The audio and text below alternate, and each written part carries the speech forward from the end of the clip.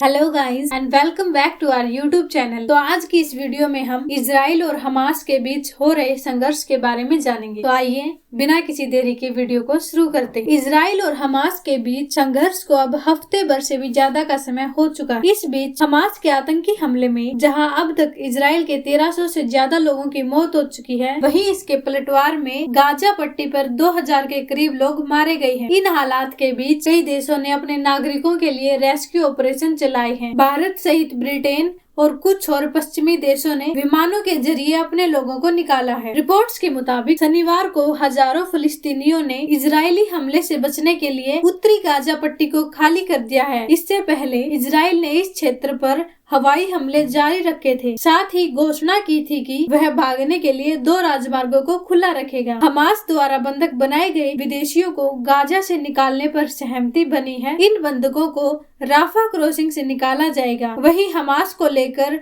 Israeli सेना ने बयान जारी किया है। इजरायली रक्षा बल ने कहा है कि अली कादी ने 7 अक्टूबर को इजराइल में नागरिकों के अमानवीय बर्बर नरसंहार का नेतृत्व किया। हमने उसे मार डाला। हमास के सभी आतंकियों का भी यही हश्र होगा। इसी बीच GTRI का कथन है कि इजराइल और हमास के संघर्ष से भारत, पश्चिम एशिया, यूरोप आर्थिक गलियारे में हो सकती है देरी। तो आइए इसके बारे में विस्तार से जानते हैं। इजराइल और हमास संघर्ष के कारण भारत, पश्चिम एशिया, यूरोप आर्थिक गलियारा परियोजना में देरी और जटिलताएं पैदा हो सकती हैं। Think tank globe trade research initiative ने यह बात कही। GTRI ने कहा कि हालांकि संघर्ष के तत्कालिक परिणाम इजराइल और गाजा तक ही सीमित हैं, लेकिन पूरे पश्चिम एशिया में इसके प्रभाव को कम करके नहीं आंका जा सकता है। थिंक टैंक ने कहा कि संघर्ष इजराइल और सऊदी अरब के बीच ऐतिहासिक शांति समझौते की संभावना को पटरी से उतार सकता है, जो भारत, पश्चिम एशिया, यूरोप आर्थिक गलियारा ढांचे